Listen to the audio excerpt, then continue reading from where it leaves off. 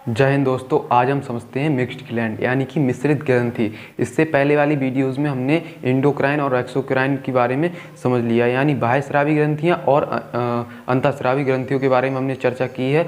तो आपने अगर वीडियोस नहीं देखी है पहली वाली तो आप देख सकते हैं, जिससे कि आपको मिश्रित ग्रंथि की अच्छे से समझ में आएगी। ठीक है, तो मिश्रित ग्रंथि की अब हम चर्चा करते हैं। मिश्रित ग्रंथि जो होती है ये हार्मोन और एंजाइम दोनों का स्राव करती है। एंजाइम और हार्मोन का दोनों का स्राव करती है, इसे हम मिश्रित ग्रंथि कहते हैं। ठीक है, ये दोनों काम कर सकती है।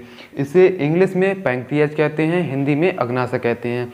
ध्यान दीजिए, ये दूसरी सबसे बड़ी ग्रंथि होती है हमारे शरीर में, और सबसे बड़ी ग्रंथि जो है वो लीवर होती है, लेकिन दूसरी सबसे बड़ी ग्रंथि अग्नाशय होती है। ये हल्की पीले कलर की होती है और ये स्थित कहाँ पर होती है, तो ये बाएं साइड में स्थित होती है, कुछ अमाशय के जस्ट नीचे अंदर की ओर स्थित होती है। अग्नाशय में कुछ गुच्छे पाए जाते हैं जिनकी खोज लैंगरहैंस ने की थी। ठीक है, तो हम उन्हें जो नसें होती हैं उन मतलब नसों के जो गुच्छे होते हैं उनको हम लैंगरहैंस की दीपिकाएं या आइलिट्स ऑफ लैंगरहैंस कहते हैं। ठीक है, तो इसी से जो हार्मोन्स और एंजाइम है ये स्राव होते हैं। तो अब हम देखते हैं एंजाइम्स के बारे में। ये कौन कौन से एंजाइम्स को रिलीज करता है। जो पैंक्रियाज है हमारा, इसका जो है ये इससे हम शॉर्ट में लैट से याद कर सकते हैं, क्योंकि एल से लाइपेज, ए से एमाइलेज और ट्रिप्सिन। ठीक है, टी से ट्रिप्सिन। एमाइलेज जो है ये वसा का पाचन करता है। लाइपेज जो है ये वसा का पाचन करता है। एमाइलेज मंड का पाचन करता है, जिसे हम चोकर कहते हैं। चोकर होता क्या है, आपने गेहूं के ऊपर पीले कलर का कवर देखा होगा, तो वही होता है चोकर। तो उसका पाचन करने के लिए कौन सा जिम्मेदार है भैया, एमाइलेज। ठीक है, एमाइलेज मंड का पाचन करता है और ट्रिप्सिन जो है ये प्रोटीन का पाचन करता है। तो आपने इनके बारे में, एंजाइम्स के बारे में देख लिया है। इसके पूरी डिटेल से चर्चा हम पाचन तंत्र के चैप्टर में करेंगे। तो अब हमारा जो सारा फोकस है वो हार्मोन्स के ऊपर रहने वाला है। तो अब हम देखते हैं हार्मोन्स को।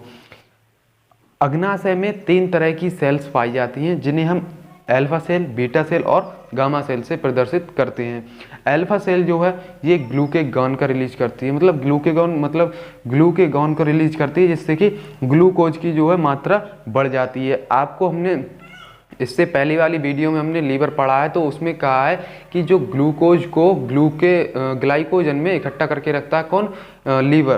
तो उसको रिलीज करने के लिए ग्लूकेगॉन जिम्मेदार होता है। अगर आप 10-12 दिन तक खाना नहीं खाइएगा, मतलब भोजन की कमी होने पर, ये जो है ग्लूकेगॉन उस इकट्ठे ग्लाइकोजन को ग्लूकोज में बदलने के लिए जिम्मेदार होता है, जिससे कि मतलब एनर्जी मिल सके बिना खाना खाए। ठीक है, अब हम बीटा सेल पर आते हैं। बीटा सेल जो है ये इंसुलिन का निर्माण करता है, मतलब स्राव करता है। बीटा सेल इंसुलिन का स्राव करता है। इसका काम होता है ग्लूकोज को कंट्रोल करना, यानी कम करना। ये जेडएन यानी जस्ता इसमें पाया जाता है। ये प्रोटीन होता है। हर हार्मोन्स जो हैं ये पेप्टाइड यानी प्रोटीन होते हैं। तो इंसुलिन से काफ़ी ज़्यादा क्वेश्चंस बनते हैं, मतलब इंसुलिन कहाँ से स्राव होता है, तो बीटा सेल यानी अग्नाशय में बीटा सेल से स्राव होता है। इसका काम क्या होता है भैया, ग्लूकोज को कंट्रोल करना, कम करना। ये इसमें क्या पाया जाता है, जेडएन यानी जिंक यानी जस्ता पाया जाता है। ये प्रोटीन होता है।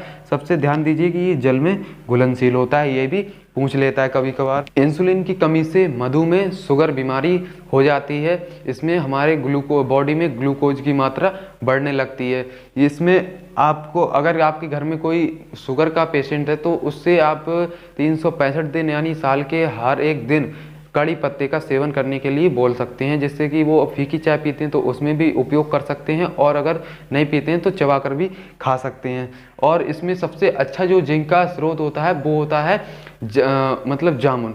तो जामुन का भी सेवन कर सकते हैं, जिससे कि ग्लूकोज का मतलब कंट्रोल रहेगा और शुगर की ज़्यादा दिक्कत नहीं होगी शरीर में। ये शुगर बढ़ने पर क्या होता है, अगर डॉक्टर शुगर का लेवल चेक करे बिना ऑपरेशन कर दे और उस पेशेंट को शुगर की बीमारी हो, तो उस जख्म को भरने में बहुत टाइम लगेगा, उस जख्म सड़ने लगती है। ठीक है, तो इससे घाव का भी असर पड़ता है। ये घाव जल्दी ठीक नहीं होता है शुगर की बीमारी में।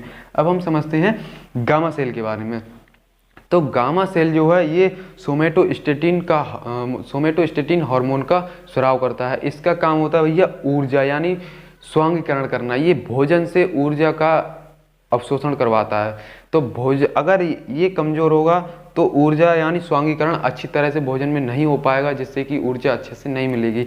तो कभी कभी क्या होता है, ये जो गामा सेल है ये अच्छे से काम नहीं करता है, तो आप खाइएगा बकरी की तरह लेकिन सूखेगा लकड़ी की तरह। अगर आप डॉक्टर के पास जाएंगे, वो समझ जाता है हाँ इसका गामा सेल खराब है, तो वो देगा टॉनिक और खाइएगा और मोटाइएगा। तो इसी तरह से ये भैया काम करता है, कौन सा, गामा सेल। इसमें सोमेटोस्टेटिन मतलब ऊर्जा और स्वांगीकरण करवाता है। तो आपको ये समझ में आ गया कि मिक्स्ड ग्रंथि मिश्रित ग्रंथि कैसे काम करती है, मिक्स्ड ग्लैंड कैसे काम करती है। तो आपकी